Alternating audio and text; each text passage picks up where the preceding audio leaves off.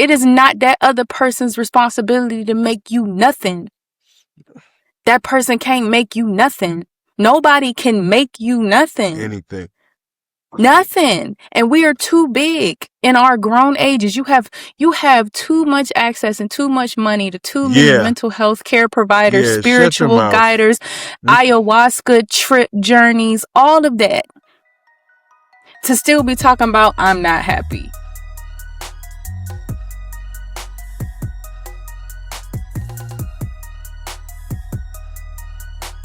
What up, ladies and gentlemen? Welcome to another show. Welcome to another week, another episode. I'm Adam Butler. That's Paul Span.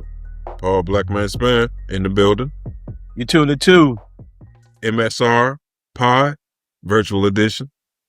Virtual Edition. Nargis is in the building. What's happening, Nargis? I'm here. Yes. Soldieretting it through it once again for y'all people. The best that I can with these allergies that I just woke up with. Yeah. 5 days ago. It's terrible out here, man. All right, we got a show for you. We're going to be talking about Jada Pinkett and Will Smith. We're going to be talking about Kiki Palmer. We're talking about Chris Brown. And all of it has to do with marriage. Coming up next.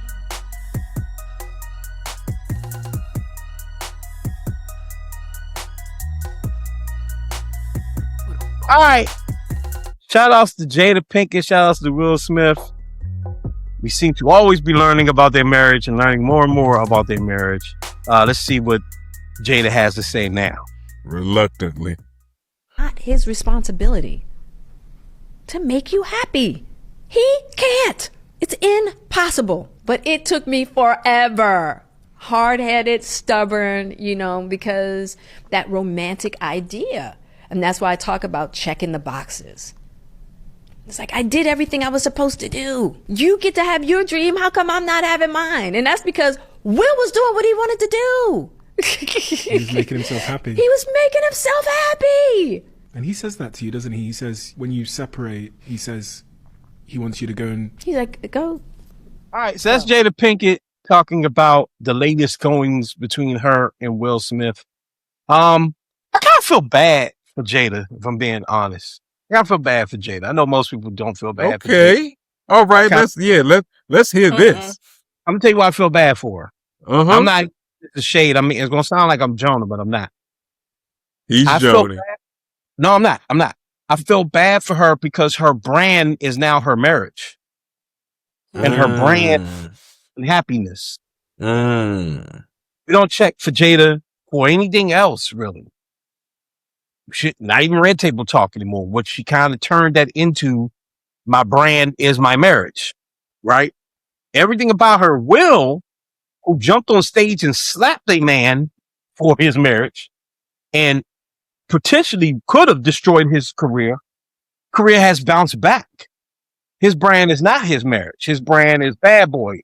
His brand is the Nat Geo show he has. His brand is just being Will Smith. Bad freestyles. All of that, right? Shouts to Will Smith. Her brand is, her brand is her marriage. And I do think that's disappointing because it's wild to watch Jada Pinkett go from what she was to us in the black community, which is like Jada, right? Like Jada Pinkett, to basically every time you're on camera, you're not only talking about your marriage, you're talking about how miserable you are or trying not to be in your marriage. And I feel bad for her. I mean that. I'm just being serious about that. I actually feel bad for Jada Pinkett in that case. But anyway, Jada says that that basically Will Smith is not responsible for making her happy, and she kind of felt like she was making that his responsibility for a long time. Apparently, they are living in separate houses now. Their marriage, which was once like the epitome of love, people wanted to like model that marriage, is now the complete opposite of that. P, what you think about her thoughts and what she had to say? In regards to your pity for her, you know what I'm saying? I I can, Like, I can dig, your pity. I don't know I mean, I understand. I don't know if I share it in totality, in that regard. The one good thing that Jada Pinkett said as of late is the fact that she realizes that her husband isn't responsible for her happiness. You understand what I'm saying? The fact that now you're right. It is sad that this is still a thing now, and that she's still making even more. Aside from what we're talking about, and the fact that it is very wonderful, and I'm happy for her to realize that, and it's even a good message just to get out for people in general.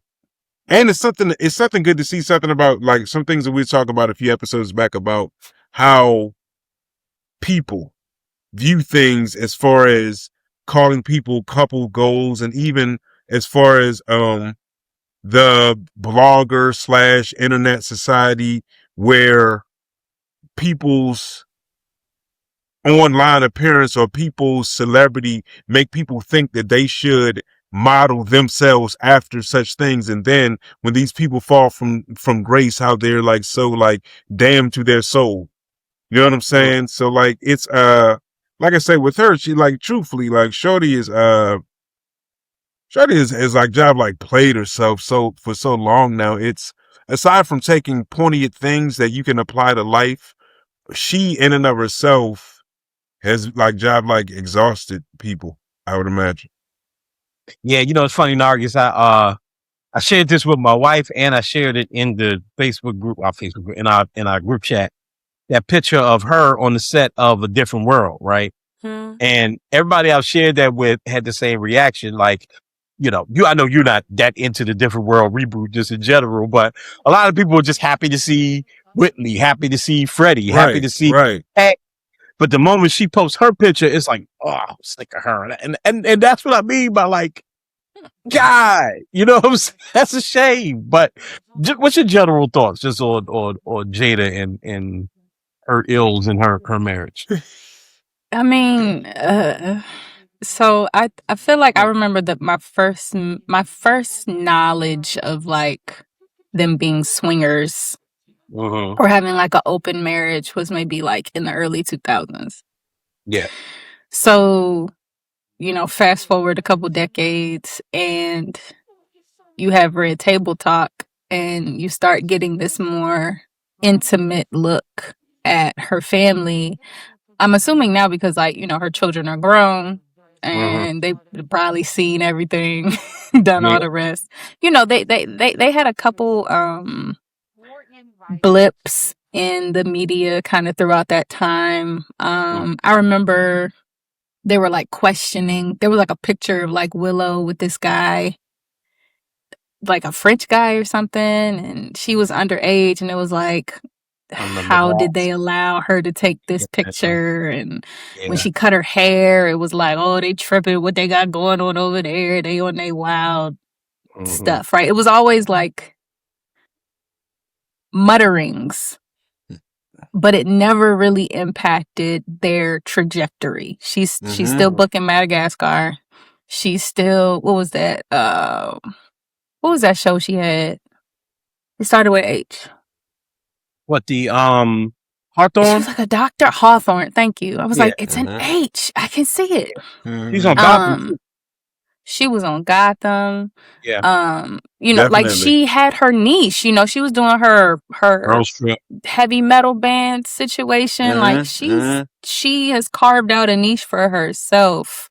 Yeah. And you can kind of see how she's influenced her children. It's almost like Will was still being the movie star that he needed to be.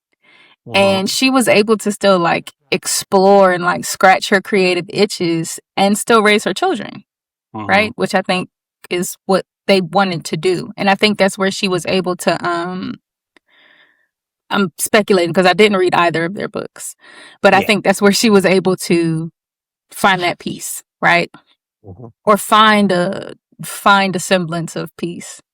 Yeah. And then once her children got older and independent or more independent, they have money regardless, right? They've had their own lives probably since they were 10. Yeah. I think that she was trying to use the red table talk as a gap filler, right? I don't know. Jada's life, I feel like she's just always searching for something to feel fulfilled. Yeah, right. Not to interject, but she said that about red table talk. That and Will said, "I'm glad you have this for you. This is like your." I remember that. Right. Yeah. I remember that. Yeah. Here, you can have this side of the house, and rock out. Mm-hmm. I am fatigued by their marital woes. Right. I was over it before the slap. I absolutely was over it after the slap. Because like y'all are just dramatic. Like, this is embarrassing. This is embarrassing. So, I do, it's a double-edged sword, because I can see how it's unfortunate that she's never going to be able to go into a space where her marriage isn't a bullet point to discuss. And I'm sure it was that way before, but now it's like, okay, what's going on dysfunctionally in your life now? But I think just in the way she talks about it, it really irritates me. Everybody. Just her language choice truly irritates me. And the way she's like, I can paint this wall whatever I want, and I don't have to run. You wasn't running shit by Will. You wasn't running shit by Will. Be quiet. Y'all had a whole estate. You could have built a whole little house. You act like y'all was shacking up in a 2-bedroom apartment somewhere. Shut up, Jada. And I think you've gotten to the heart of it. And why this remains a topic of conversation. Right. Everybody is exhausted with it, because it's not about Will and Jada. If Will and Jada was a symbol for what people thought they wanted marriage to be in 99, 2000 or whatever, right? Now they are a symbol of the horrifying things, what people are afraid to happen in marriage, whether you married or not, right? The idea that you can have everything, and still not be enough is scary to a lot of people, right? And so when they look at her, you just laid it out beautifully. Now it's like the man was a movie star, and you kind of got to be whatever you wanted to be at the given moment. Now, I'm not saying Will Smith is an angel or nothing like that. I'm just painting out why people get triggered by this, right? Man's movie star, you get to start a rock group. You get to do Madagascar. You get to be in Girl Trip, Hawthorne, Gotham. You get to do those things that don't necessarily hit, but everything stays afloat. And if people's idea, not what marriage is, but people's idea of marriage is ultimate stability, right? Then people see it as like, well, you had that, but yet you're still unhappy all the time. So one, it's her fault because she's always talking about it. Real life. Yep. She doesn't have to talk about her marriage. She doesn't. In interviews, she doesn't. Okay. She can definitely set the terms. She set beforehand. She could not do interviews. If they call you up, if Good Morning America calls you and say, we want to talk to you, Jada, well, what do you want to talk to me about? We love to talk to you about what's going on with you and Will. I'm not doing it. Yeah. She go out of her way to do that. Because she wants to do it. You see what I'm saying? That's why I say, you know what I mean? So yeah, it's I think men in particular fear the idea of their wives being so unhappy with them and not being able to do not being able to find anything to do to make them happy. And then in this particular case, getting on television and constantly reminding the world of his shortcomings, frankly, of what he can't do right for you. And I think that's why people get irritated with her. And I think that's why we're exhausted with it. But I also think people get triggered by it, Paul, because it's scary. If you are looking to get married or are married, that is a scary thing to think like, damn, if Will Smith jumped on stage at the Oscars. I notice everybody knows what happens, but I want to just live on television. I just want to stress what this night was, because I think a lot of people really forget. This nigga was nominated for an Oscar and was going to win.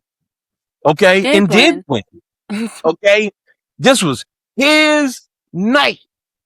And he gave that up, stupidly, by the way, to go slap Chris Rock in the face. Not Joe Blow, not when the people handed the statue. Huge deal. Could have destroyed himself.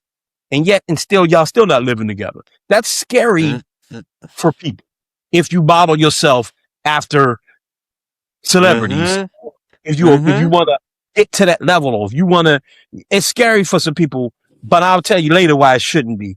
Well, I know you got thoughts in totality, but yeah, of course it is. Like you said, for those that okay, just in thought process, it is like when you just say to yourself, "No, these people have it all." Like, you know, some people talk about the one of the number one causes of breakup and all that stuff is finance and different things of that sort. You know, we've all heard that. And that may be like statistically true.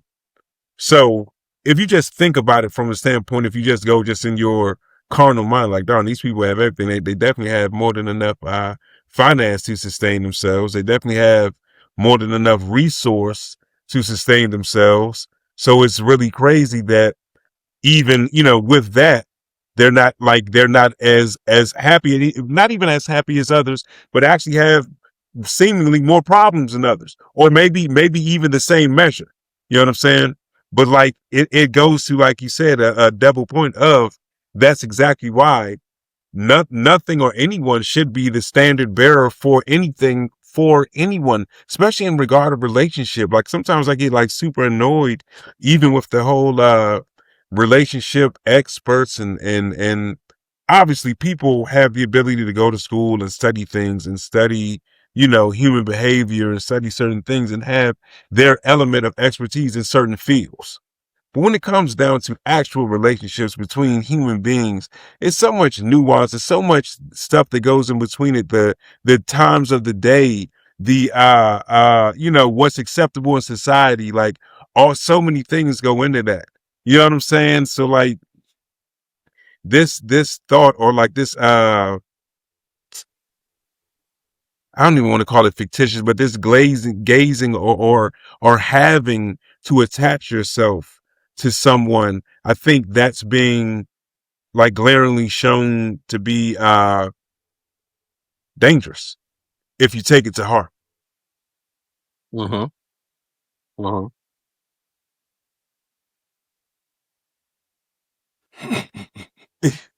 I'm sorry. It's okay. We sit on the edge of our seat. Right. I'm sorry. I thought you was gonna jump in and respond. I'm sorry, because I was just thinking, like, I remember hearing an interview where Jada was like, she wasn't looking for no relationship. She was chilling. She had just bought a farm and was about to go be great somewhere on her farm, on her Khalees type stuff. And then Will hit her up like, we go together now. Pack your bags. And she was like, okay. You chose your relationship over your own happiness. And you've been making Will pay for it ever since. Yeah. When all you had to do was say, I got this farm. Because that's kind of what I was trying to do. Right. Can we do part-timesies or what? Right? Like, I don't know if she, and again, I didn't read the book. I don't know nothing about Jada other than what the screen shows me about her.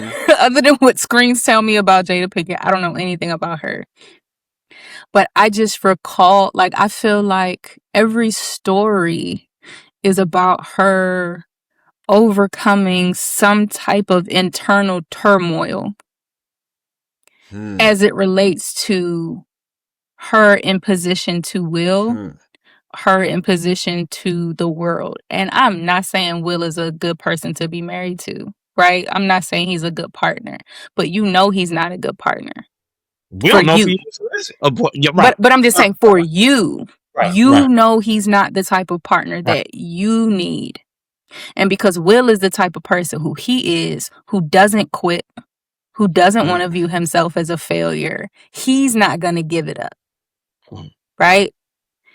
You know you're not happy in this marriage. Y'all can say whatever you bad marriage for life. Y'all said that.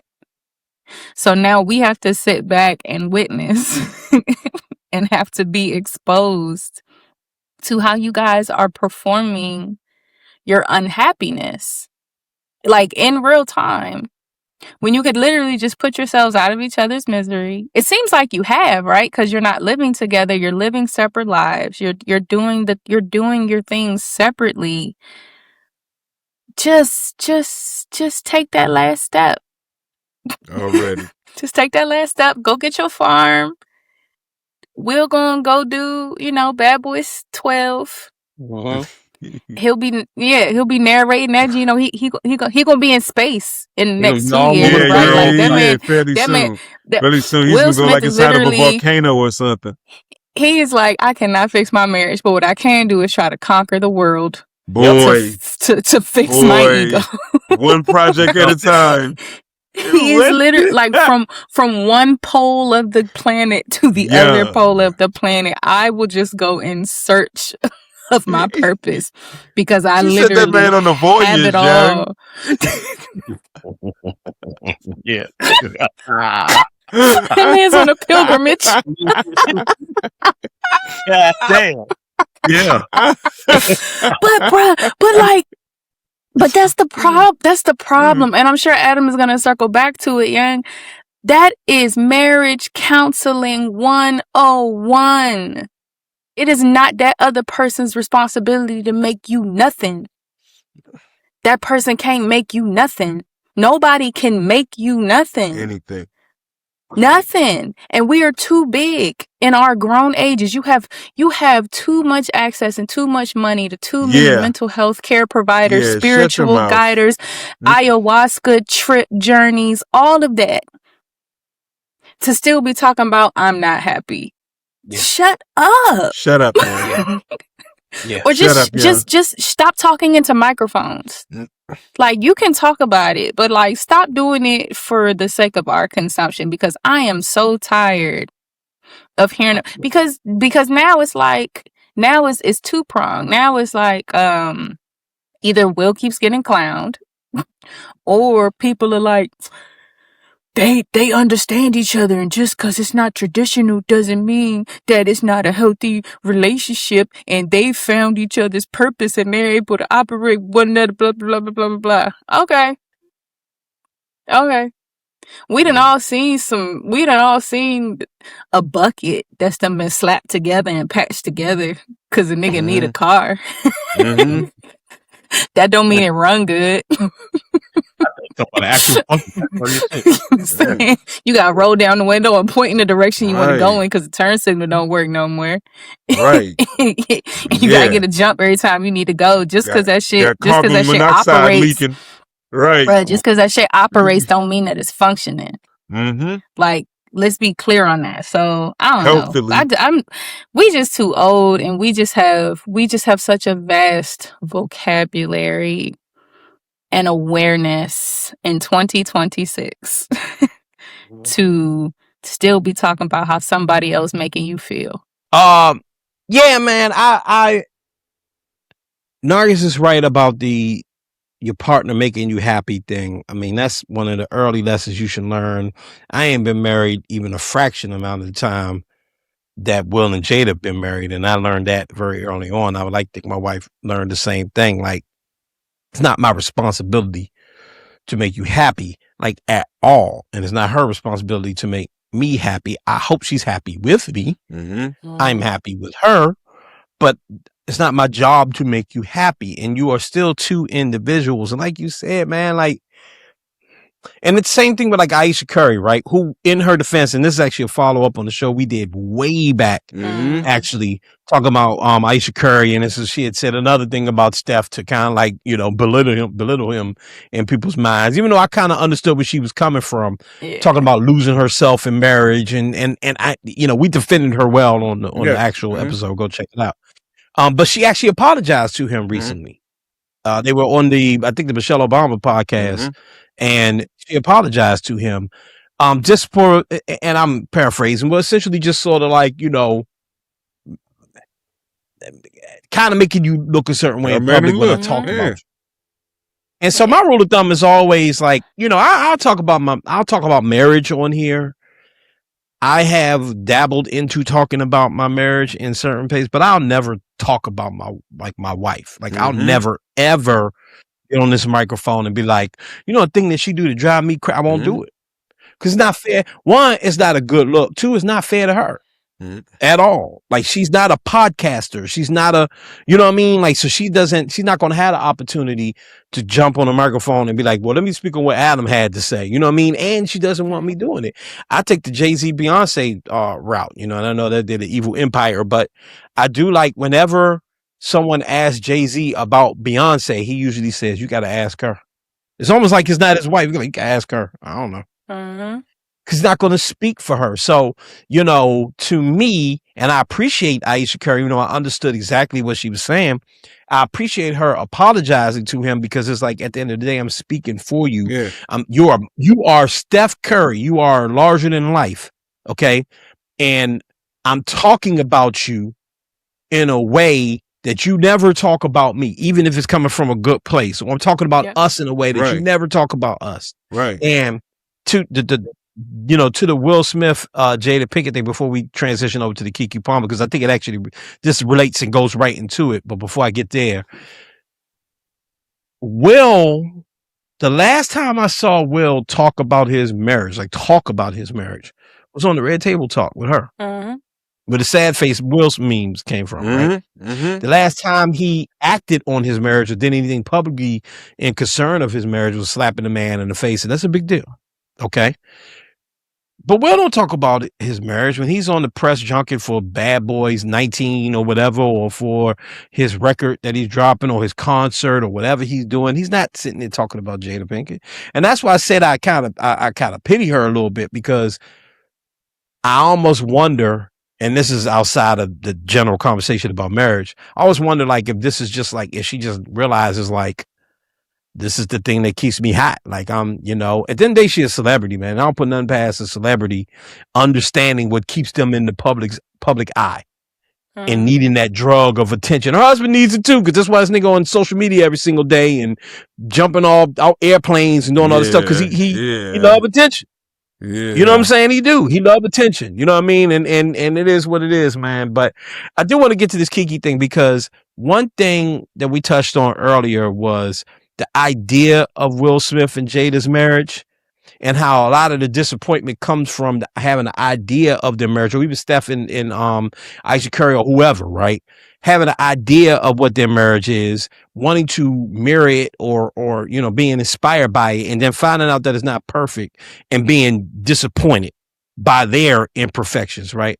I think Kiki Palmer kind of touched on this in this clip. She's talking about some other wild shit too, but let's just see some of this clip of Kiki Palmer and talking about how she thinks relationships should go, modern relationships. If somebody's in an open marriage, if somebody has a swinging relationship, if somebody has a whatever, let them do that. And you ain't got to be a part of it. Has there been like a celebrity couple that was like, hee? Well, actually, somebody did once. And they came up to me very normal, and I respected that. It was like, look, me and my husband, we would love to blah, blah, blah. And I was like, thank you. I wasn't into it, but I was like, thank you. You weren't into it, or was one of them not attractive? Were you a fan of one of their works or something? Yes, I'm very close. I fuck with them heavy. I fuck with them heavy, and I respected the vibe that she took. Now, I've had other people that I felt have wanted to do that kind of thing, and they weren't really coming right out with it. Spit it out. How do they have to say it? Like, Kiki, we should go eat sometimes all together. Because it's classy. Because like, look, we have a unique thing going on. If you're ever down, allow somebody to have consent. I don't think there's anything wrong with people's unique relationships. I think half the problem is why we get into some of this cheating and this lying and blah, blah, is because people can't be themselves. So the swinging shit and all that is funny, of course. Obviously, Kiki Palmer is a very funny young lady. And it is funny to think that she has, like, some lifestyle friends that was, and that'd be a hell of a catch, because she's Kiki Palmer, she's a celebrity. I can see how it's like, I get Kiki, you know what I mean? But I think buried in all of that funny is her general point, which is Everybody. One thing I learned, and I'm sure you can speak to this too. Most of my friends right now, a lot of people I hang with are married couples, married friends, right? And everybody's marriage that I know is just a little bit different or very different than me and Jen's marriage. There is no like prototype. Everybody's a little different. I know housewives. I know house husbands. I know people that travel all the time. You know, shouts to Shakes and Matthew right now. They out in who the hell knows where. They on the plane every day, right? I ain't been on a plane in a year. You know what I'm saying? Like, it's just everybody's marriage is different. Some people have Iraqi kids, some people don't. Some people in lifestyle, some people aren't. It's just different. And I think that when you try to look for this archetype of a marriage of like this is what we should do. And if you aren't doing it like that, then it's wrong. I think that's how you step into it wrong. And I also think that's how you go into it and make a mistake like Jada Pinkett. And like you mentioned, Narg, is that like you didn't really go. It feels like you didn't really prepare for this marriage. You never really wanted a marriage, and you were therefore looking for the marriage to fill your cup and fill a hole that it never could fill. And by the way, people get married for different reasons, but she certainly did not get married for the right ones for her. You know what I mean? At least that's what I got from the Kiki clip. Am I off with that? No, I mean, I feel like we've been saying this for some years now, just as a whole, as a culture, right? Like, I'm never going to yuck nobody's yum. You know what I'm saying? Yeah. As someone who's been approached. Yeah. I actually got a funny this. Real uncomfortably. Like, yeah. I was like, oh, I'm so flattered, but no, thank you. Yeah. I am uncomfortable and I'm blushing at the same time. Yeah. Like, thank you, but no. Yeah. Like, oh, but no. I think so highly of me. No, seriously. Like, my what? stamina. And it's the lady coming. I'm like, oh, okay. But no, thank you. But yeah, I ain't about to be like, that little nasty couple over there, they trying to do it. It's like, that's what they into. You know what I mean? Like, I have a very firm stance when it comes to what people enjoy in behind closed doors. As long as animals, children, the elderly, and people who do not have the capacity to give consent are not being abused. Game on. In that order, though. Animals first. Game on. I don't care. Right. You know what I'm saying? I really don't. Yeah. I really don't. Yeah. Those who have the capacity to give consent. Yeah. And when you marry, I don't care. Right. And no, I'm sorry. And I think it's, and I think kind of what Kiki is saying is like, queerness is not a new thing, right? Mm-hmm. Hedonism is not a new thing at all. Right. You know, and you know, we kind of shame or give the side eye to those societies that it was part of the culture of those societies at one time, right? The Greeks are the first that come to mind, but impulses to explore and enjoy yourself sexually outside of just you and one other person is not a new thing. And it is not a new thing to have that as a component of your marriage when you find a partner and you're both honest about the things that you've discovered in your own sexual journey and immersion of like, hey, this is or this is something I think I might be into. Right. I trust you to not judge me on that. Is this a journey you're trying to take with me while we explore this thing? Because I'm committed to you and I feel open enough to share this with you and not suppress it. Right. Yeah. Marriages in the 50s and all of that.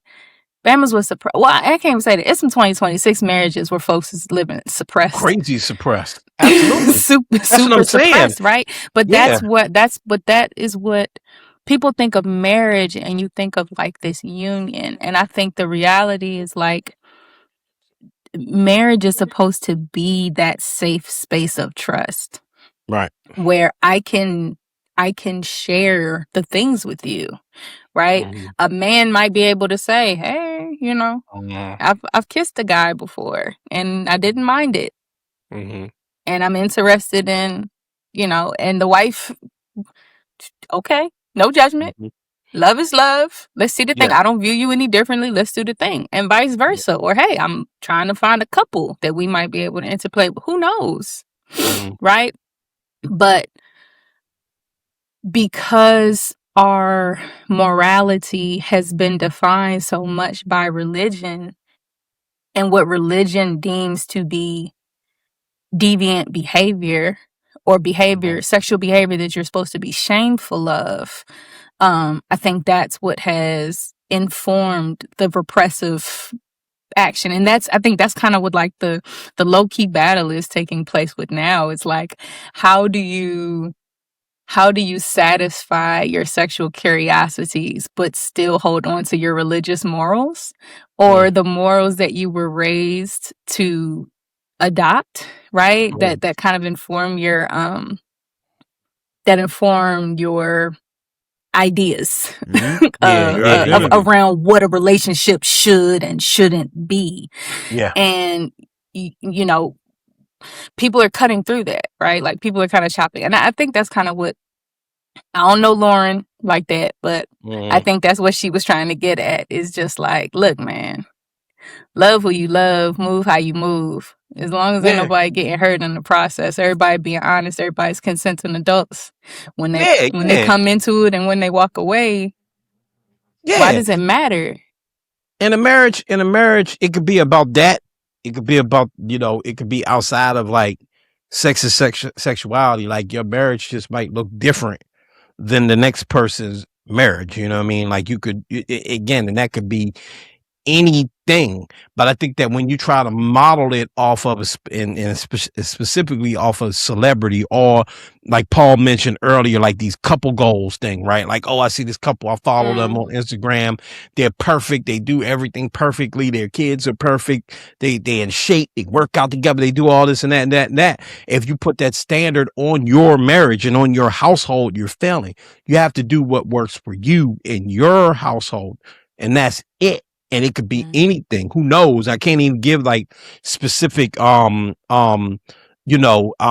examples, because it could be the smallest of things. Y'all can play Jenga on Fridays, and that's what y'all do as a family. And another couple could look at them and like, y'all boring as shit, man. We on Friday night, we are getting on a plane and flying to, Timbuktu, you know what I'm saying? Or wherever, right? You don't know nothing about the Timbuktu, Paul. Inside joke. But the thing is, then they get devastated. Folks be more invested in the social media marriages than their own marriage. That's what I'm saying. And not realizing like this is literally for monetary benefit. Right. And, like, this is real life. That's what I'm saying. Like my last big point. That's a curated marriage. That's what I'm saying. My last big point on this before we get to the Chris Brown thing. My last bit. Y'all could jump in, obviously. Is that to me, we were doing it in 99, 97, or whenever Will Smith and Jada Pinkett got married. And we're doing it now with the Insta couples or the TikTok couples. Right. It's the same thing. Jada Pinkett is a dinosaur, so to speak, because she's of an old time. We look on, I'm not calling her, sorry, I love you, Jada Pinkett. You dope. But you know what I'm saying? In this relevancy cycle, I know what you're saying. I'm saying. Yeah. I just pictured like Land Before Time. I was like, yo, Jada Pinkett could voice one of them damn dinosaurs. I wish she her would. Ducky face ass. Like I wish she would. That's what I'm saying. That's what I'm saying. That the idea of Will and Jada, that came from my man's gut. My man, shut the hell up. The idea of Will and Jada for a long time. I mean, J. Cole has it in the song that Will and Jada love. Like it was like a thing. And Alicia Keys did one too. Yes, and that's what I'm saying. And you would think that we would have learned from it and go, okay, the picture perfect marriage was anything but. Like you said, in the mid 2000s, we learned that they was, and being lifestyle is just not a problem, but it wasn't quite what people thought it was. It was different. And then from there, you realize it wasn't quite even that, really. It was just some cheating going on. Okay, and then in particular, we don't know much about his cheating. If it was, we can, but whatever. He hasn't openly talked about his like she has. But the cheating that she was doing was wild, disgusting, wild, and wow. Yeah. Okay, and inappropriate as shit. Going back to our episode last week. Okay, like we talking, what are you doing? Predator grooming, shit. all of it involved. If she was a dude, we'd be trying to she'd lock be her excoriated. Up. Okay, yeah. But yeah, for real. So, but okay, so here we go. If Will was sleeping with one of Willow's friends, yeah, Will would not have a career. Done for. Will Smith would not have a career under the alleged. I was helping her get sober. Okay, so you have that. The thing got as ugly as it possibly could with the Oscar situation, and we're all exhausted with it. But yet, and still, Insta couples, and I'm not mad at anybody making their money. I hope somebody right now makes a couple pages to get 1 billion followers tomorrow. It's worse ways to get followers on Instagram, okay, and make money. But you look at these people and you worship them. People worship them, and then they get disappointed when it doesn't work out. That one couple, I can't remember the name of them, but the one girl, her thing was she would wear heels and do like cartwheels in them and all that, and the dude would just be kind of sitting there like this, looking all blown. That was like their shtick. Like she would put on heels and run around with the heels, do all this athletic shit in them, and that's like their little thing. They separated recently, and everybody was, oh my God, it was like a big deal. And I'm thinking, how is this still going on? Yeah. And maybe it's because my sensibilities come from a man who is married. And my marriage is beautiful, but it's a marriage. It's a partnership. It's two people. It's two humans living in a house together, raising children. You know what I mean? There's struggles and there's great days. It's okay. It is what it is. It's a I wouldn't give it up for anything, but it's not some Instagram shit. Right. And I just, if I could just give any advice to anybody, my last word, don't do what you do. Do what you do. Yes. In your house, whatever works for you, make sure it works. Don't model your shit after somebody else. Stop chasing Will and Jada, man. Please don't model after them. Man, and my first iteration of marriage ended in 9 months. I was married for 9 months. After I do desire in my lifetime to get married again, but I think that it's important that we're saying that there are nuances in everything in life, but there are nuances in marriage. I talked to a couple of friends early tonight just to in preparation for the show of varying age groups. I asked a young lady tonight that was like 34. I was asking, was she interested in getting married? You know what I'm saying? And she was just like, she's not exactly sure. You know what I'm saying? Then one of my other friends, probably 32 or 33, who's already been married. He's married for 4.5 years. He's divorced now. And he said that he doesn't even know if he's in particular interested in getting married, more as having a unified partner. You understand what I'm saying? So I think that it's so much nuance in the way things are done now, and some of the stuff that Nargis was talking about as far as people choosing to do what it is that they choose within your certified union, within your marriage, whatever it is. I think that that's the takeaway we can have from this. And as far as the people idolizing celebrity, man, take from the entertainment value from things that you need be, whatever positivity that you can get from people, take that. But nothing in this world and no person is law for anything. Nothing and no one. You know what I'm saying? So keep doing your thing, yeah. There it is. There it is. All right, let's get to some more marriage drama. Shout out to Chris Brown. Breezy.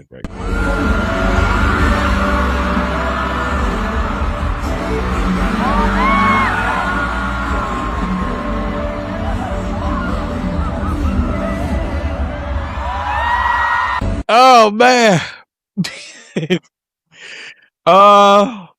Yeah. So Paul, I know you were interested in this and had some thoughts on this. Yeah. You had a question. A couple questions actually. If we have the clip of there's according to this story, it was a married woman that went to the Chris Brown concert with her husband. So yeah. I talked to a couple people as watching that myself, which is like overtly wild in my opinion as someone who's not married. Mm-hmm. A couple of my friends early. My man, shout out to my man Johnny. Shout out to my man White. Johnny's been married for 12 years. My man White, I was talking about earlier, who was married for 4.5 years. Asked him about same situations. I said, Johnny, you enjoy music. Your wife enjoys music. You know, would you go to a concert? Would you would you would you go to a concert? Johnny, you like music? Would you go to a concert with her? My man Johnny, off break. If my wife wants to even mentions going to a Chris Brown concert to me, it's a no go. Off bucks. Like he said, he wouldn't even make it to as far as the front row and even have the ability to be pulled up on stage. That was his take in things, right?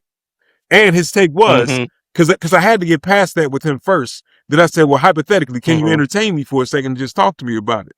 Okay. So if it went past that stage for him, if that were to happen and his wife were to go up on that stage, by the time she turned around, he would be gone. According to him, right? And my other homeboy alluded to the fact that, like, yeah, he could go to a concert with his wife, but he would hope that she would have enough sense and sensibility within herself to not even go up on the stage. So, as the only non-married person here, Nargis, would you, as a married woman, go up and do something of the sort? And Adam, how would you deal with the situation of the sort? You go first, Nargis. He called on you first. Would you go on stage and pick up with Chris Brown? Bruh. I said that's the most community dick celebrity in the world, bro. Like, yeah. I don't. And I mean, you know, Chris Brown, remove he's Chris an artist, and put someone, things, but no. and put someone you admire there. That's the thing. I don't look, y'all know. I've been. Who'd you say? Who'd you say? He said Big Crit. He's such I a met Crit. Oh man. Yeah. I met Crit, and it was like, that's what I'm saying. Like, I've met. Right. Yeah. I've met a few of my crushes, right? Or and you folks were who, like, I compelled admire. to shove your tongue down their throat. Nah. I'm not. Yeah. I'm not about to be the joint you kissed in this city that you can't remember once upon a time. No, like, whose marriage is ruined. I'm not gonna do that, and I'm damn sure not gonna do that. Like, and my husband is right here. Like, that's just that's tough business so right there, boy. disrespectful. That's tough But business. but again, you gotta know Your personnel. You gotta know the person that you with, man. Like, I know my husband is not an excitable guy.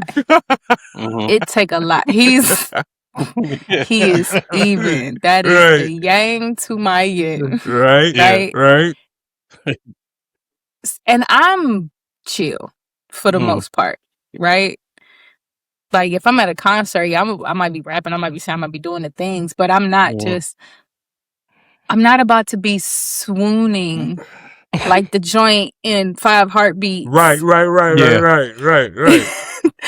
Cause the nigga holding the mic, and I'm just like, like, what the fuck? Grow up and contain yourself. And she probably thinking, like, this is a once in a lifetime opportunity, baby. That's not nothing to brag about. Because that nigga, but volunteer, but she did that to him. Like she, yeah. That's what I'm saying. Like, she's like, oh, this is my moment. I ain't never gonna get this chance again. And now you're the joint that tongued down Chris Brown in front of her husband. Forever. Because the internet isn't going away. Your kids gonna see this. I hope y'all don't have kids. But I'm assuming you do. Tough You're business. a meme. Disrespecting their dad. Tough business. Like, bruh, like, that is, I can't even fathom. I can't, right? And again, you should assume everybody is capable of anything, right? Because that's how you get got, Yeah. That's how you get your bubble pops when you think a motherfucker ain't capable of something. Damn you, Chris Brown! See, but he already told niggas hoes ain't loyal. But I was saying, but he already told us. But you know what I'm saying? Like, but you know, folks was going through that with Usher and the Cherries and shit like that. Yeah. And as someone who was at the Usher concert and seen these joints like falling out, right? Or like the Usher, you know, Usher doing his damn he doing his damn nice and slow voice on there. Right, Yeah. right. And I'm just like,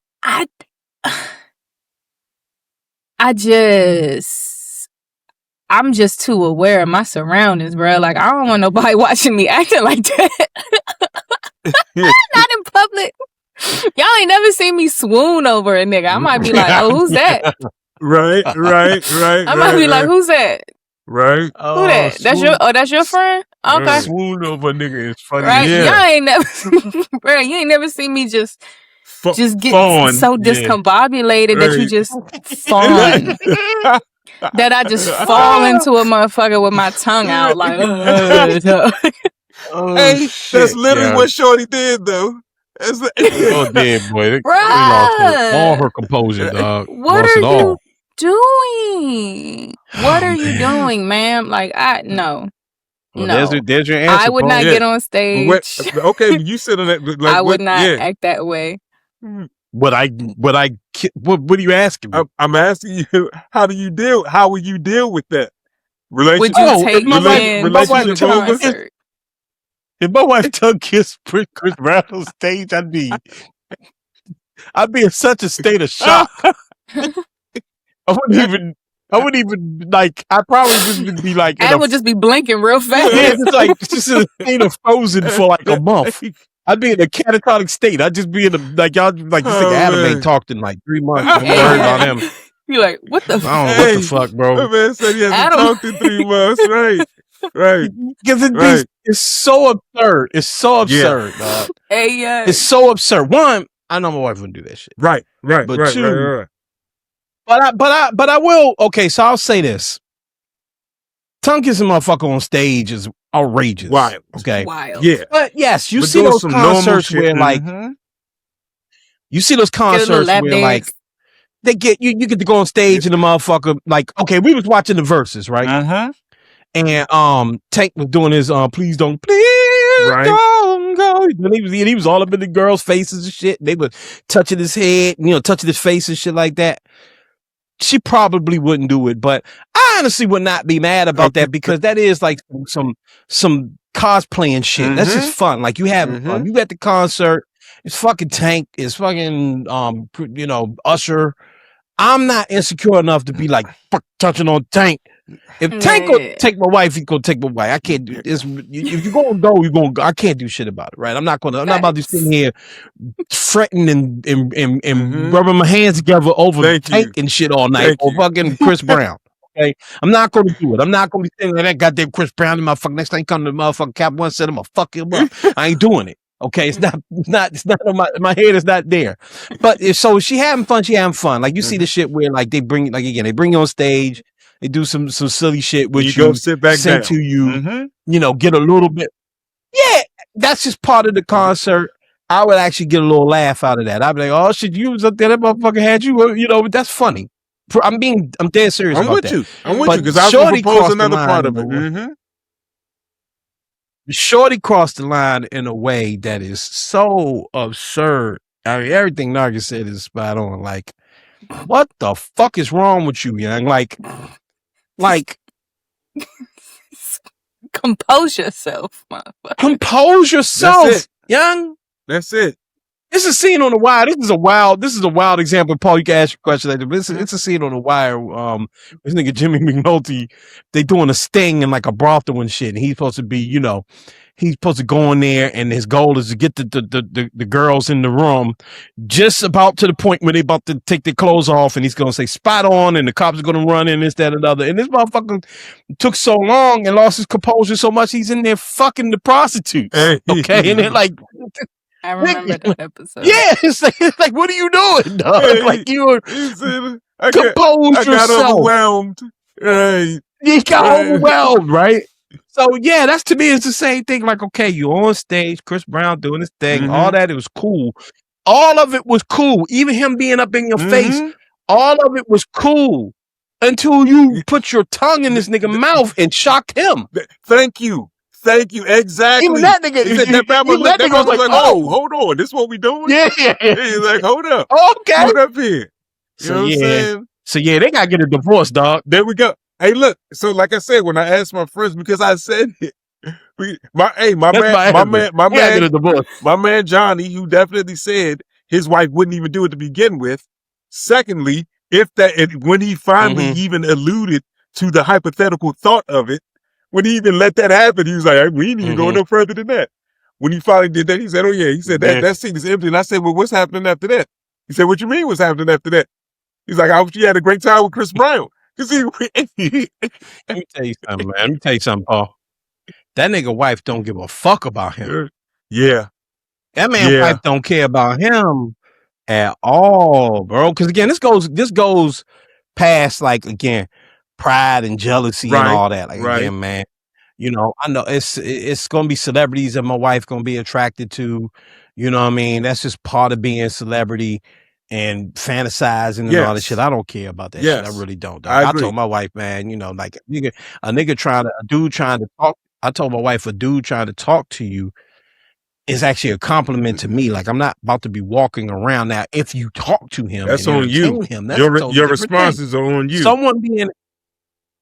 Someone being attracted to you is to be expected because you're my wife and I believe that you're the baddest thing walking. So of course other niggas are going to feel this way. That's great. Okay. But how far you choose to take it is where it can go. Where the problem can come up. So if you're on stage with someone you probably have admired and had a crush on since you was a young girl, motherfucker want to dance and do all the backflips and shit on you and all that, have fun. Yeah. You live the dream. That's great. You know what I mean? That's like me going out and, you know, catching passes for Mark Rippon or some shit. I don't know. Playing Michael Jordan for the one. I ain't gonna go back on that rant. But you know, it's fun. But you ain't gotta stick your tongue in the nigga. Nah, you don't give a fuck about it. That's a choice. Yeah. So we get divorced. It's a divorce. It's a divorce for me. It's a divorce. Celebrating what? My divorce. My divorce. Man, I hope them kids okay. I hope the kids okay too. I can't imagine. Can you imagine the group chat? I hope they can get used to the split parenting. Hey. Hope they get used to weekends at daddy's and Chris Brown broke up my family. Every other weekend. He just lost a couple young fans. You fucked it up, boy. You fucked up. That's wild. All right. You got anything else on this before we move on? No. I think the consensus is in the room. So watch yourself. Listen. Can I compliment? Yeah. It's nothing wrong with admiring whoever you admire. You know what I'm saying? Keep your tongues to yourselves, ladies and gentlemen. Can I compliment you on something before we move on really quickly? Just quick compliment. I love how you researched for today's episode. I love how you ran like these little mini surveys. Yeah, definitely. I had to know. Yeah. I had to know what the general public thought. That nigga did ethnographic qualitative research. Yeah. He did. I love it. You know this is great. This is great. I fuck with it. With it. All right. All right. We'll be right back. If you're enjoying this show, remember to rock with us. Subscribe to the channel. Okay, hit that subscription button. Hit that notification bell. Tell them, P, why it's important. Man, it's important. We need y'all. We need that algorithm to move for us. We need y'all. We need to. Hopefully, we can monetize. Help us get there. Hey, we trying to do it all, and we can't do it without you hitting that subscribe button. So hit that button, hit the notification bell, follow us on socials. Everything's at the bottom. All right, back to the show. All right, man. I'm not sure if this is going on in your city, wherever you may live, but in Washington, D.C., we got a little bit of a problem in a specific part of the city, too. I've actually seen it happen in real life, front and center. Check out this clip real quick.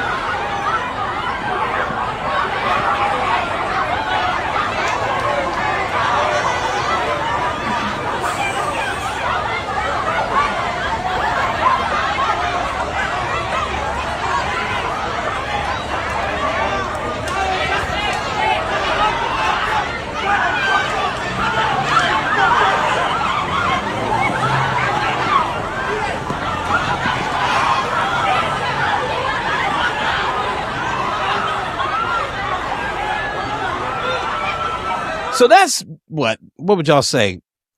Hundreds of teens, quite a few, ripping and running, droves of children, ripping and running through Navy Yard area in Washington D.C.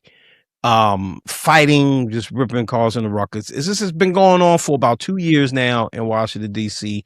The city has tried to do all sorts of stuff. We've had curfews. We still have a curfew currently going on. It doesn't seem to matter. When Trump got here, that's part of the reason why. Not to get political, but the National Guard shit is bullshit. But part of the reason he said the National Guard and all of this was going on and the heavy police presence at the time was because of teen violence and teens being out of hand. Our new Attorney General, she is vowed to lock up every teenager she can find. It's bad here.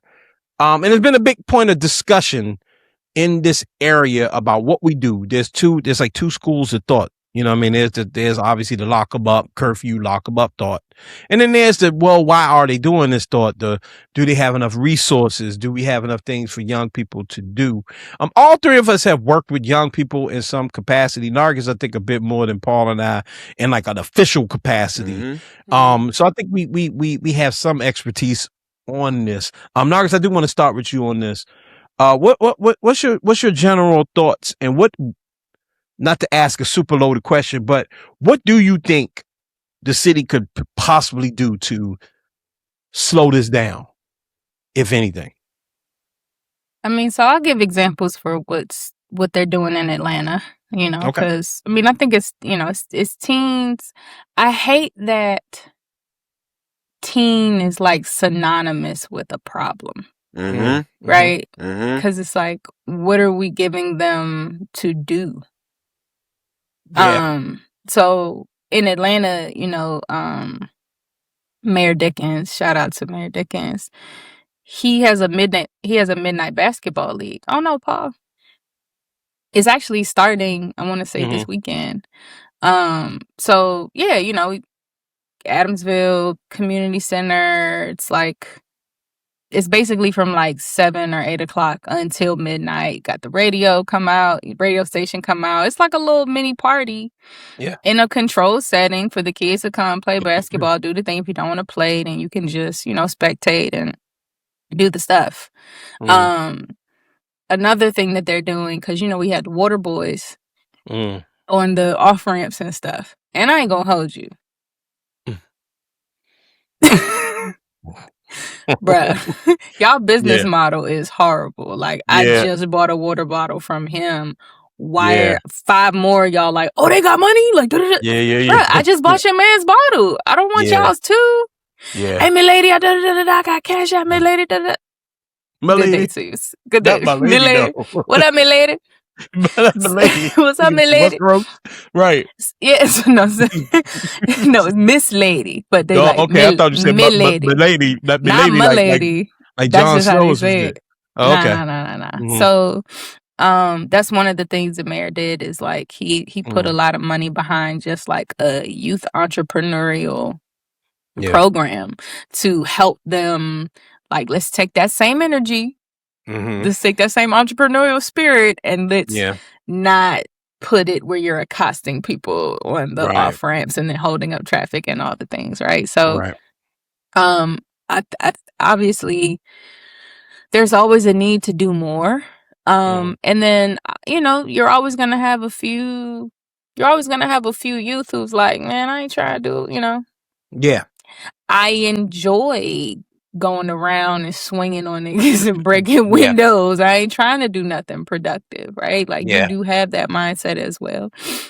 But I think the biggest thing is you just have to have options and choices for the youth, right? And you want to provide those options and choices to the youth in a way where you're taking the things that they like into account. It's not just like, here go this club that nobody is interested in. Like, you didn't do no type of research. You didn't do like what Paul does and actually hit the streets Yeah. with your microphone and talk to the people. It's clipboard and shit, right? Yeah, like you got to go out and ask them what they want and then come back and do it. Like I saw a clip where DPR did like a little concert for the teens, and that joint looked lit. I would have loved to have had like, DC 10, 20 years ago, something like that would have been awesome. Like I remember we were trying to get some type of block party happening down there on 8th Street, and it was just a lot of pushback, right? So I think the biggest thing is like that was one of the biggest takeaways that I had when I was, working in that space was we have to do two things.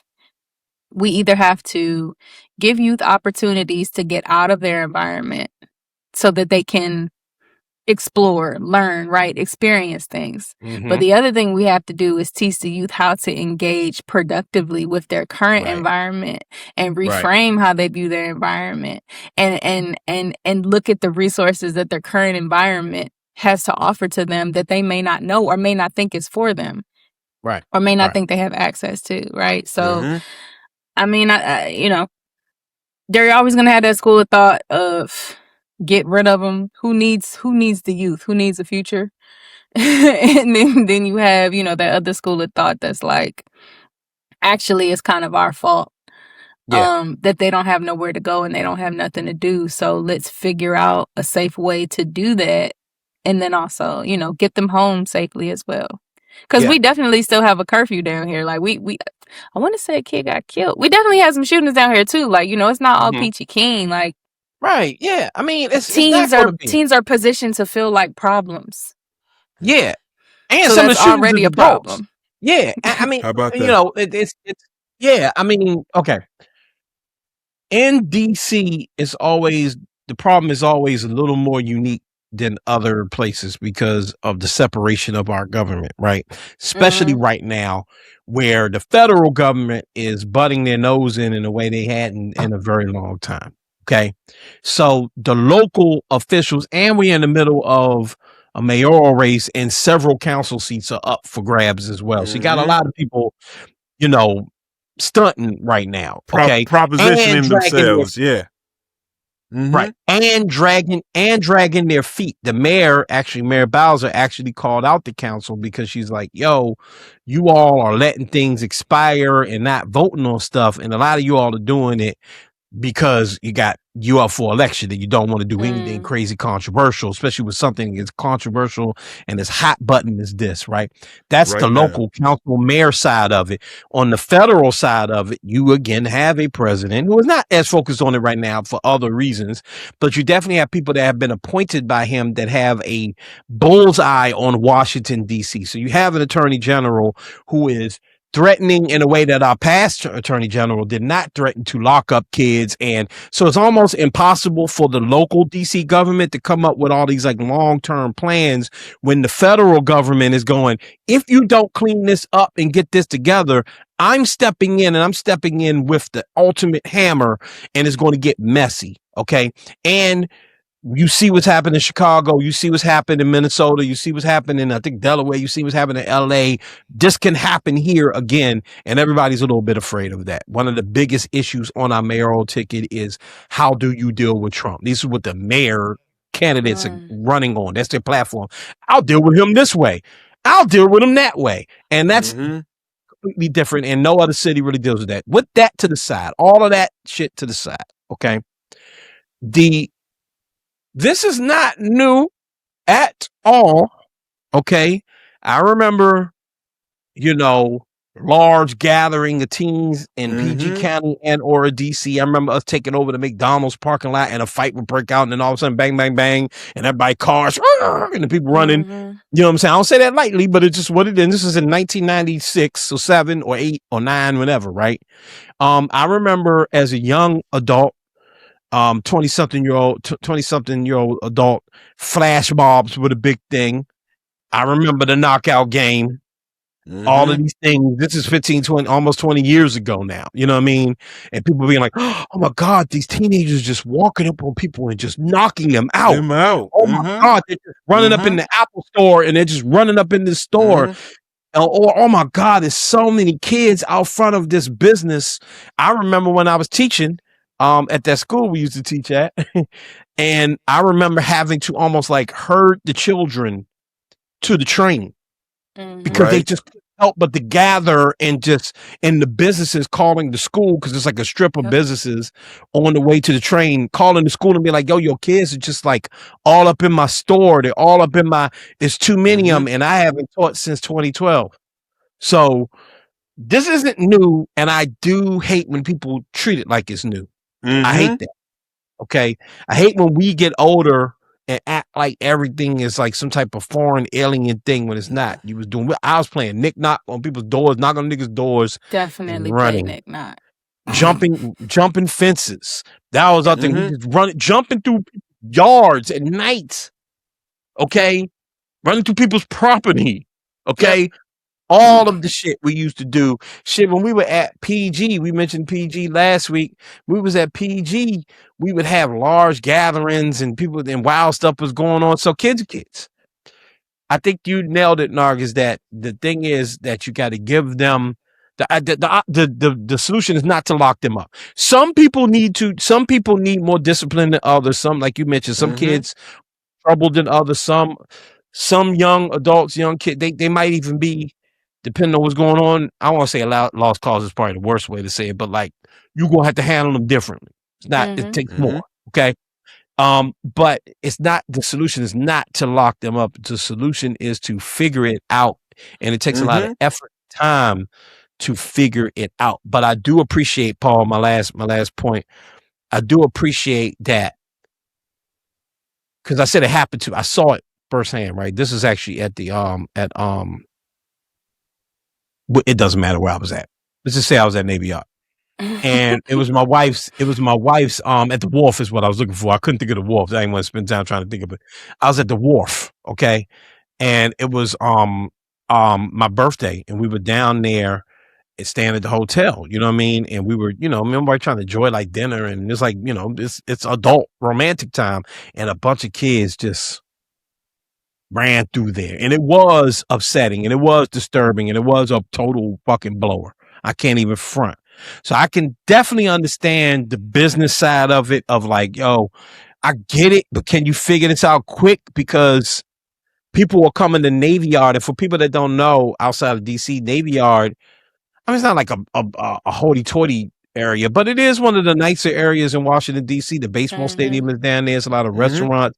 People go down there. The apartments are super expensive down there. People go down there for like a nice time. A relaxing time. Yeah. And they spending money, bro. You going down there to eat down Navy Yard, you spending some bread. You going to the wharf to eat, you spending some bread. So to have a bunch of teenagers ruin that and make that unattractive is a problem for the city that we should not just like poo-poo away because we all love the kids. You know what I mean? So something should get figured out. But I'm just not sure it could be figured out quickly, P. Yeah, of course it's something to be addressed, right? And I just want to say this, like, to all the think piecers, to people, to all the people who, need their algorithm to move by continually. It's one thing to make an observance about children. It's one thing to talk about like what we're doing here, thinking about addressing a problem and thinking of solutions. But for all the people that go about highlighting how absolutely horrible everything is, and using the same motto that honestly that the federal people use to bring a lot of this chaos here in the first place needs to stop, right? Some of the stuff that like what you all were talking about, I remember, Adam, like you said, none of this stuff is new. It's age old. It's been going on. I don't think I think this stuff is centuries old. With youth comes certain things, right? But I remember when run and shoot was 24/7. I don't know if it is still now. It don't exist anymore, but yeah. Okay. So I remember when run and shoot was 24/7, how much of a difference that made in so many things, in crime in the area, in so many things. So like offering resources, and even if we go back to the earlier 90s when our esteemed Marion Barry was offering summer youth jobs, when you often not only do young people have money in their pockets. They also have the opportunity to learn, to have skills. Like that, something has to be offered. And like you already said, nothing is going to happen overnight. Obviously, it's something that people have to like invest into. But I just say, man, if there are, they say there's like 3 or 4 adults to like every child. Like the problem is multifold. I mean, obviously the government has to do whatever it is that they need to do to, as far as imposing the things that they need to impose to help, to fund things, to fund, like Marcus was talking about, that program where they had the kids coming in there, they're doing like a little, I don't know if it's like a little club type situation or a get together concert and all that. Those kids are out there having a great time. And I think that some of those people, you should use your social media in a good way, because there are a bunch of kids there talking about how we would love to be here just having a good time the way we are. And they were beckoning for those kids that want to mess things up, that want to fight, that want to do those things and knock it off, because there's a large sector of us that just really want to have a good time and not do that. So I think that like with the same way that you use social media to down and to excoriate these kids, we should still figure out ways to boost that. Figure out ways to go shoot more at these events that are going well. Put that also on social media. You understand what I'm saying? Like do things that are forward thinking and helping, and obviously just blatantly not locking up kids for, like, obviously those things look horrible. And like Adam said, it's unsightly to be sitting there and wanting to enjoy your food and wanting to have a great time and have a bunch of kids just bum rush things. But let's separate things that are like overtly violent and things that are like kids being kids. And I'm not saying that violence can't come out of these situations. And I'm not saying that some of them haven't been violent, but all of them are. So everything that happens with a bunch of kids isn't a bloodbath. You understand what I'm saying? Like even that. So like we just have to figure out that nuance and moving forward. And it's definitely not to just lock up 14, 15, and 16-year-olds that may be unsavory but aren't like psychopaths. You know what I'm saying? Bruh, I think a crowd of anything is gonna blow you. It could be a crowd of millennials. It could be a crowd of goddamn raccoons. Like, that would definitely be a blower. It could be a crowd of anything running through, and you're gonna be like, bruh, what is happening right now? Right. Yeah, I mean, it's. I just wanted to offer that other perspective, because it is a blower. I mean, I'm gonna be honest with you. It's not right. It's not as simple as it's just a bunch of kids and that's cool. Because it's not, that's not really what's happening. It's not always like a fist, like a crazy like brawl, but it is like, we got to be honest. They are going down there to disturb. They're not going down there to hang out. They're literally running down there. They're doing it because they're kids, and it's just like the trendy thing to do. But you mentioned something earlier, Paul, just real fast. You mentioned the run and shoot. I actually think when the run and shoot was open in DC, that prevented a lot of crime, because we would be up in the run and shoot all night. Just hoop that match. You might get in a fight at the shoot or whatever. And it didn't do much for the young ladies. And there are a lot of young girls. Not saying they wouldn't go to run and shoot and play ball, but you know, to be honest, like there's a lot of girls out there too. So you have this, we can find something that could satisfy everybody. But I do think that as I talk about businesses and the business interests, it is probably in another business interest to provide something for young people to do at night, right? Or do it, or whenever, you know what I'm saying? So, there's a lot to it, man. We certainly can't solve this tonight, but I think we're on the right path. I think we agree. And it's something we'll continue to check in on, because, you know, we're parents. We're all parents. You know, my son is a preteen. I don't want him out there doing that. So, you know, and he probably wouldn't. I mean, I don't know. I hope he wouldn't. So it's something to think about in my household. You know what I mean? I got a kid, a 12-year-old who a year from now, 2 years from now, he might, you know, who knows what'll be going on. So we got to get on top of it now. And you know, for their protection, and it's not really for our protection, but for their protection for sure. They don't need to be down there fighting, and they don't need to be in a position where they could be locked up by a crazy government.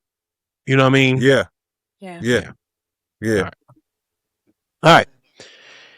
One more thing, and then we're going to get ready to wrap up. We're going to get to our new segment. We call it our Millennial moment. We'll be right back. So we some old heads. We some millennials.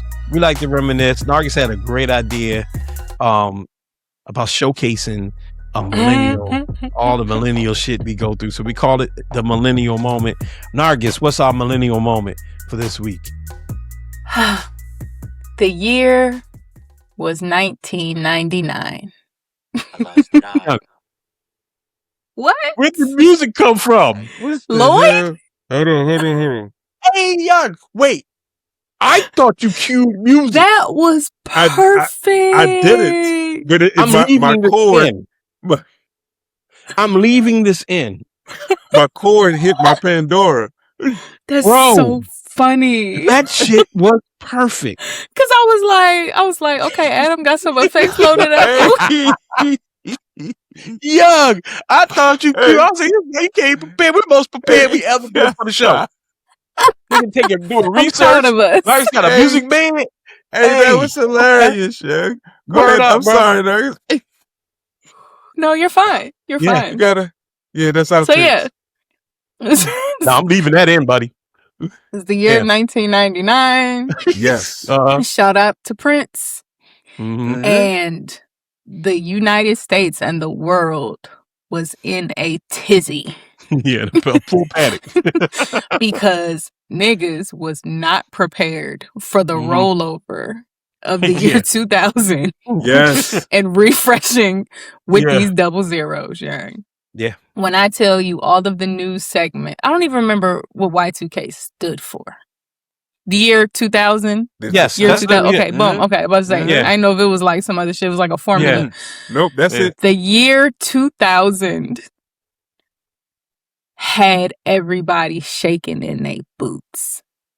When I say canned goods, stockpiling, bomb shelter, go bags, like, yo, we don't even know if we're gonna have drinking water. We're gonna have to fight for our lives. The zombies are coming. We're gonna have to sharpen these sticks to have spears because it is going to be pure pandemonium. Chaos. And I am 12 years old. Just navigating the world for myself. Yeah. And I remember I went to, this is like one of the few times like I hung out with Hadra and my brother Ibrahim. Shout out, you know David Armstrong. Yeah, God. We were at, rest in peace to David. We were at David Lee Armstrong III's house for New Year's Eve. My brother came along to chaperone. Yeah. I'm sure. I'm sure. Right. And it was like, okay, everybody, 3, 2, 1. David had a flashlight. And he was like, Yeah. Oh. Nothing. And then it was over with. And then it was over with. Yeah. And then it was over Which with. actually tells me how unserious my parents probably were about it because they let us leave the house and go to Largo. Yeah. Yeah. And it also tells me how unserious David's mom was about the whole situation because she let him have company. Yeah. But if you follow the news, boy, I'm talking empty. It was like COVID. It was like COVID, right? Empty grocery shelves, canned goods, stockpiling. Folks was dusting off they army fatigue. Yeah. And then January 1st. Army fatigue is funny. 2000. Yeah. It was like, another day. Yeah. We made it. Anticlimactic. We made it. Very. We got a cool wrestler out of it though. Right. We did. So that's it. So can I add just some insight to that? Yeah. Funny enough, we talked about this off mic. So my father, I'm not sure his title is computer technician at this point. It's probably something different. But he still pretty much does the same job. He's computer programmer, right? At the time, his title was computer technician. He's working for Providence Hospital. And my dad's job, literally for a year, was to stop Y2K from happening at his place of work. And I remember from about, I don't know, I measure time in school years at this time in my life. So, from like, I guess like from the spring of the school year prior to obviously New Year's Eve, 1999, my dad would be working late every night, and he would come home and like, I'm working on Y2K. I'm working on Y2K. And one day I found these ads, man, what the fuck? What is Y2K? Because none of us really knew what it was, right? And if you don't, it so sounds silly when you don't really acknowledge this, right? It was all for nothing. But what he explained to me, it was like, so he calmed me down early. Okay, he's like, son, it's not going to be the apocalypse, okay? But what we are concerned about is that no computer has been. The computers had not been trained to recognize the turn of a century. Okay. So as Nargis explained, the year 2000 would read as triple zeros for the computers. Throw everything off. So in reality, in truth, it was a big nothing. But it was a big nothing because a lot of motherfuckers did a lot of work. Didn't know. No. Didn't know. A lot of people did a lot of work to make it happen. To stop it. To stop for nothing. So David's parents, and God bless David, man. Wow.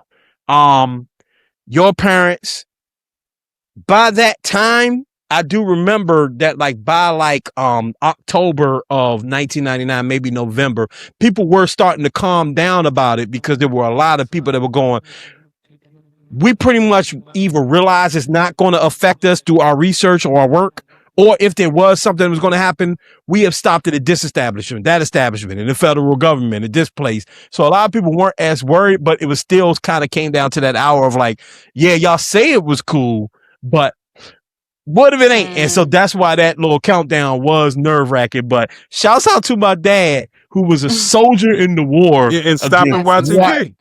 Stopping Y2K. That man worked nightly. I wish I could get him on here to talk about it because he can tell some stories, but he was a soldier. He's one of the unsung heroes that stopped Y2K.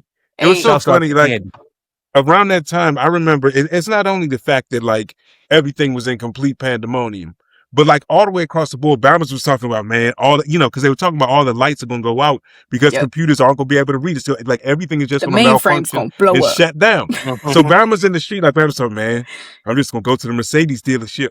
And when all the lights go out, like it was so, of course.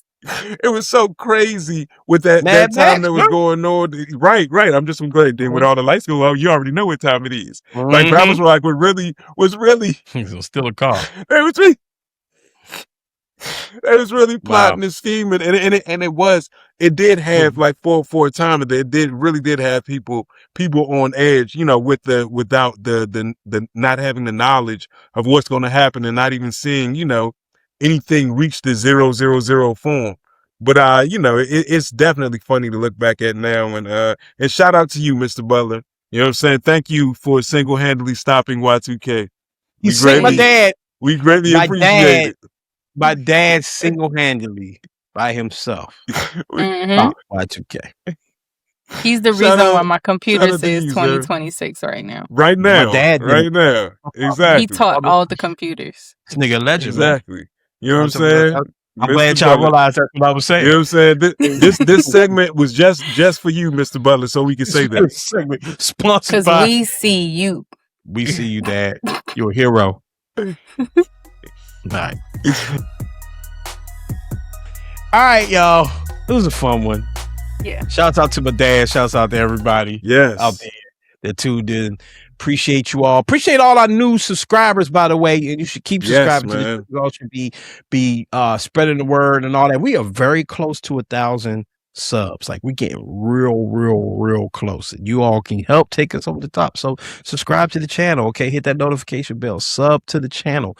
Share the channel. Comment on the videos. Comment on the video. That actually is one of the algorithm boosters. Comment on the video. Hit the subscribe button. Hit the notification bell. Do all of that. For all you traditionalists out there that like to just listen to the podcast, we appreciate you. Go ahead and rate and review the podcast. Sub to the podcast. Comment on the podcast. Share the podcast. All of that. Follow us on all social media. The MSR Pod on Instagram. The MSR Pod on TikTok. The MSR Pod on Threads. Mindstream Radio on Facebook. Support the show. We appreciate you all. Thank you so very, very much. Nargis, appreciate you. Appreciate y'all. All that. Black man, you good?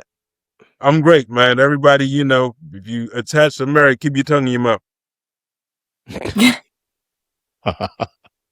Yeah. Except with the person you attached and married to be with. to. Right, exactly. In which case, be as liberal with that thing as you want. Yeah. Do whatever you need to do to keep your marriage strong. That's what I say. All right, man. All right. Until next time, ladies and gentlemen, I'm Adam Butler. That's Paul Span. Black Man Span exiting the building. Remember to be great. Free DC. Elevate us. We up out of here. Peace.